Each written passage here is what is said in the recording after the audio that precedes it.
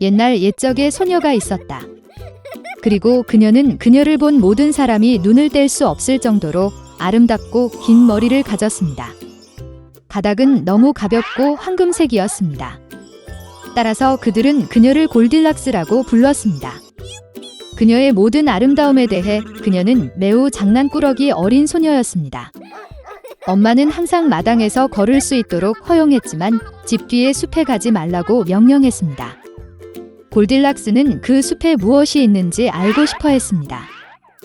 그래서 어머니는 보지 못했지만 어떻게든 집을 숲으로 나갔습니다. 소녀는 숲에서 오랫동안 걸었습니다. 그는 베리를 찾은 다음 아름다운 꽃을 보고 새들이 어떻게 노래하는지 듣습니다. 그래서 그녀는 숲에서 길을 잃었습니다.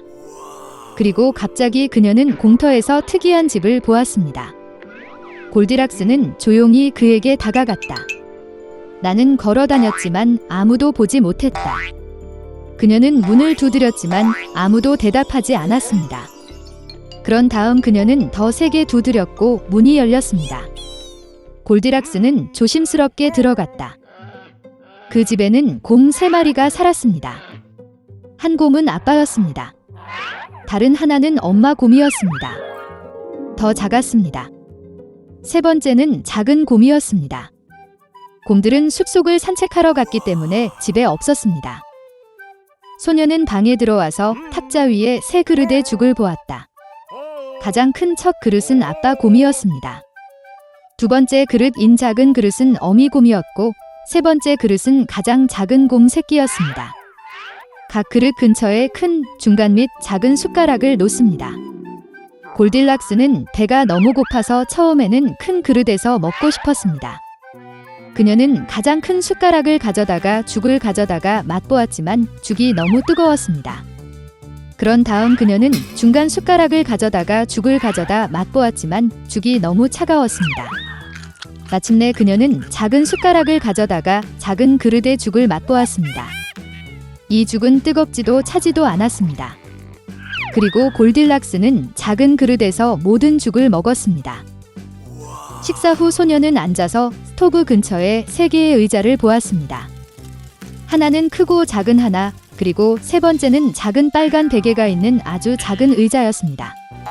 첫째, 그녀는 가장 큰 의자에 올라가려고 했지만 할 수 없었습니다. 그러자 소녀는 가운데 의자에 앉으려고 했지만 매우 힘들고 불편했습니다. 마침내 그녀는 가장 작은 의자에 앉았고 그것은 그녀에게 딱 맞았습니다. 골딜락스는 의자를 너무 좋아해서 그 위에 스윙하기 시작했습니다.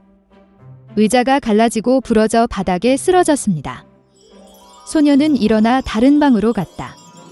큰 침대, 중간 침대, 작은 침대가 3개 있었습니다. 첫째, 골딜락스는 첫 번째 침대에 올라갔지만 너무 높고 힘들었습니다. 나는 중간에 눕습니다. 너무 넓고 부드럽습니다. 소녀는 가장 작은 세 번째 침대에 누웠습니다. 그녀는 그녀에게 딱 맞았습니다. 골딜락스는 너무 편안하고 아늑하다고 느꼈기 때문에 그녀는 빨리 잠들었습니다. 곰 가족이 집으로 돌아왔을 때 그 소녀는 잠이 들었습니다. 곰들은 매우 배가 고파서 즉시 식탁으로 갔다. 그의 그릇을 보고 아빠 곰은 정말 화를 냈습니다. 누군가 내 죽을 먹고 있었다. 그는 으르렁거렸다. 곰 엄마는 또한 그녀의 그릇을 들여다보며 덜 크게 으르렁거렸다. 누군가도 내 그릇에서 먹고 있었다. 그리고 곰 새끼는 빈 그릇을 보고 큰 소리로 외쳤습니다. 누군가가 내 그릇을 먹지 않고 내 죽을 다 먹었어. 곰들은 뭔가 잘못된 냄새를 맡고 테이블을 떠나 주변을 둘러보기 시작했습니다. 아빠 곰은 누군가가 그의 의자를 옮기고 끔찍한 목소리로 으르렁거렸다는 것을 알아챘습니다. 누군가 내 의자에 앉아 있었어요. 곰 엄마는 그녀의 의자를 보고 불평했다. 누군가가 내 의자에 앉아 그 자리에서 옮겼습니다. 그러자 곰은 부러진 의자를 보고 다시 큰 소리로 외쳤습니다. 누군가가 내 의자에 앉은 것이 아니라 부러졌어요. 곰 3마리 모두 조심스럽게 침실로 들어갔다. 누군가 내 침대에 누워서 구겨졌다. 아빠 곰이 끔찍한 목소리로 포효했습니다. 누군가 내 침대에 누워서 구겨졌어요. 엄마 곰이 으르렁거렸다. 곰인형은 침대를 쳐다보더니 누군가가 내 침대에 누워 있었다. 그리고 나서 그는 그 소녀를 보고 야른 목소리로 비명을 질렀습니다. 아직도 그녀 안에서 자요. 아빠와 엄마 곰이 침대로 와서 어린 소녀가 거기서 자고 있는 것을 보았습니다. 골딜락스는 새끼 곰의 외침에서 깨어났고 매우 두려워했습니다. 그녀 앞에 3마리의 곰이 있었습니다.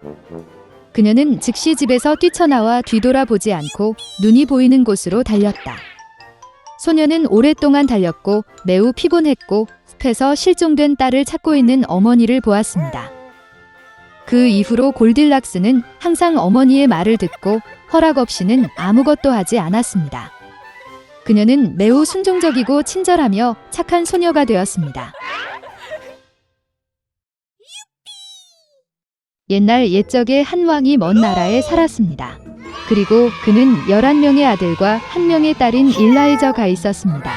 왕실 아이들은 계모가 태어날 때까지 평온하고 잘 살았습니다. 새 여왕이 사악한 마녀라는 사실을 아무도 몰랐습니다. 그녀는 왕의 자녀를 미워했고 항상 그들에 대해 불평하고 성에서 그들을 추방하는 꿈을 꾸었습니다. 사악한 여왕은 가난한 아이들을 너무 비방하여 곧 왕 자신이 그녀의 말을 믿기 시작했습니다. 첫째, 그는 딸을 보내 인근 마을에서 자랐습니다. 그곳에서 그녀는 15세까지 살 운명이었다. 사악한 여왕도 소년들을 보내려 했지만 아직 너무 어렸다. 따라서 아버지는 그들을 성에 남겨두었습니다. 그러던 어느 날 사악한 마법사가 아이들의 방으로 들어가 왕의 아들들에게 주문을 걸었습니다. 그녀는 그들을 11개의 야생백조로 바꾸고 창을 열었습니다. 그리고 새가 된 소년들은 성 밖으로 날아갔습니다. 몇 년이 지났고 엘리자는 15세가 되었습니다. 이날 그녀는 궁전으로 돌아왔습니다. 왕의 도착을 기다리는 동안 소녀는 공주가 이제 궁전에 살게 될 것이라고 화가 난 계모를 만났습니다. 그리고 길에서 지친 엘리자는 그녀가 어떻게 잠들었는지 눈치채지 못했습니다. 적절한 순간을 선택하고 여왕은 방에 들어가 소녀에게 주문을 걸었습니다. 갑자기 공주의 머리카락이 더러워지고 엉망진창이 되고 얼굴이 변하고 어두워졌습니다. 이때 왕은 성으로 돌아왔습니다. 그는 딸을 그리워했고 그녀를 만나는 꿈을 꾸었습니다. 방에 들어서 자왕은 공주의 침대에 있는 소녀가 딸과 전혀 다르다는 것을 알았습니다. 그는 화가 나서 성에서 낯선 사람을 쫓아내라고 명령했습니다. 엘리자는 숲에서 밤을 보내야 했습니다. 아침에 그녀는 연못에서 씻어내고 주문은 잠들었고 소녀는 다시 아름다움이 되었습니다. 즉시 그녀는 친절한 노파를 만났습니다. 그녀는 공주에게 매일 저녁 강가에 금관을 쓴 11백조를 본다고 말했습니다. 그런 다음 엘리자는 물에 갔다. 해가 질 무렵 백조도 그곳으로 날아가서 바로 그 순간 그녀의 형제가 되었습니다. 그들은 즉시 엘리자 공주를 알아보고 그녀를 껴안았습니다. 형제들은 그 소녀에게 사악한 계모가 그들을 매혹했다고 말했습니다. 그리고 이제 매일 아침 그들은 백조로 변하고 밤에는 진정한 모습으로 돌아갑니다. 아침이 되자 형제들은 다시 백조가 되어 엘리자를 데리고 버드나무 껍질 바구니에 소녀를 담았습니다. 공주는 형제들과 함께 하늘을 날아가는 것이 기뻤습니다. 그녀에게는 그것이 아름다운 꿈인 것 같았고 그녀는 진정으로 잠들었습니다. 꿈에서 성의 요정이 그녀에게 나타나 형제를 구할 수 있는 방법을 말했습니다. 엘리자는 쐐기풀을 골라 형제들을 위해 11개의 셔츠를 짜야 했지만 아무 말도 하지 않으면 형제들은 영원히 사라질 것입니다. 다음 날 아침 소녀는 쐐기풀을 모으기 시작했습니다. 잔디가 그녀의 손을 태웠지만 엘리자는 계속해서 그것을 뽑았습니다.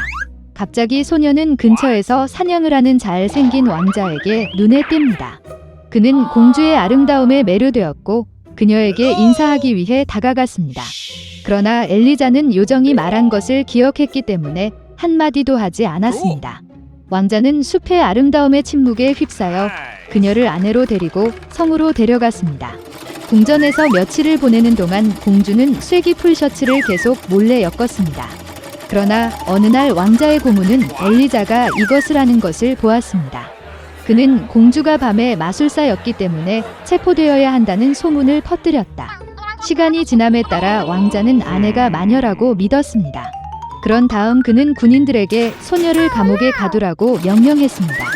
그러나 감옥에서도 어린 공주는 계속해서 셔츠를 짠다. 마침내 일라이저가 마지막 셔츠 바느질을 마친 날이 왔습니다. 그 순간 던전의 문이 열리고 공주는 재판을 받았다. 그들은 가난한 소녀에게 사형을 선고하기로 결정했습니다. 그리고 그 순간 판사가 판결을 읽었을 때 11마리의 백조가 하늘에서 내려왔습니다. 엘리자는 치마 아래에서 셔츠를 꺼내 새들 위에 던졌습니다. 그녀의 형제들은 즉시 인간이 되었습니다. 하지만 공주님은 마지막 셔츠 소매에 쐐기풀이 충분하지 않았기 때문에 남동생은 팔 대신 백조 날개를 가졌습니다. 그런 다음 형제들은 그들의 이야기를 들려주었습니다. 그리고 아내의 결백을 깊이 믿었던 왕자는 엘리자에게 용서를 구했습니다. 공주는 즉시 남편을 용서했습니다. 마침내 형제들은 자유로웠고 엘리자는 행복했습니다. 그들은 함께 성으로 돌아왔습니다. 아버지는 자녀를 인정했고 수년 동안 계모가 그를 속이는 것을 용서할 수 없었습니다. 그리고 사악한 마법사 자신은 까마귀로 변하고 날아갔고 결코 성으로 돌아가지 않았습니다.